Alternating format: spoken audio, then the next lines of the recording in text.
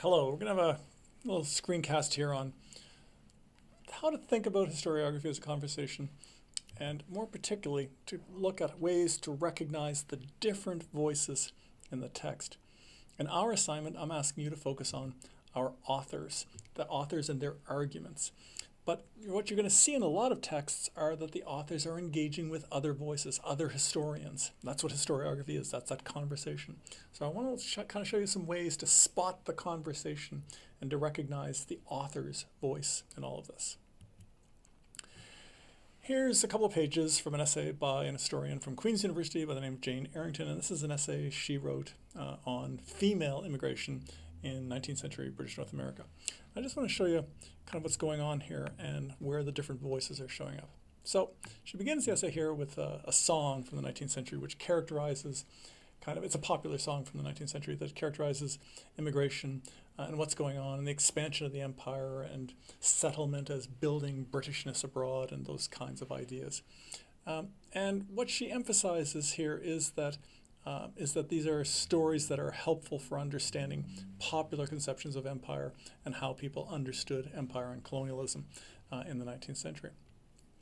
Except what this is an essay on female immigration, so she also highlights another point. She says the heroes of those tales are men. And so she points out that it acknowledges women, wives, families, those kinds of things.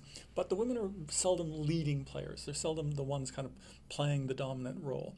In fact, she says that recent scholarship, she's pointing to the literature, shows some roles for women. She says, with few exceptions, immigration to British North America in the first half of the 19th century continues to be characterized as the migration of nuclear families or adventurous men. Women's voices and their participation in the process is at best muted or by implication of no consequence. I want you to draw your attention to that phrase, continues to be characterized as. What she's pointing to there is that historians tell the tale in that manner. She says here, some historians are seeing something different, but not much. Generally, we're still seeing that as the story. And she then says, well, what then do we make of the notice that appeared in the local Kingston Upper Canadian newspaper in September of 1821? And she shows the ad. And what it points to is a woman who's arrived in the New World who's trying to find her husband who left several years earlier. And she points to other ads that showed up in other newspapers at the time. And in fact, she says in this time period, moving into the next paragraph, hundreds of such notices appear. And in some cases, they're there to do work. Some cases, they're looking for their husbands or family members or so on. But these are women on their own, somehow setting their own story. And so she's saying there's more going on here. And she provides a couple more quick examples up here. And then here at the end of this introductory section, she says, well, what can that all mean? Well, she says here it's only a tantalizing glimpse of what's going on, but it offers us some sense of what's happening. And it shows that we see craftswomen, we see people seeking their own, women and men seeking their own success in the colony.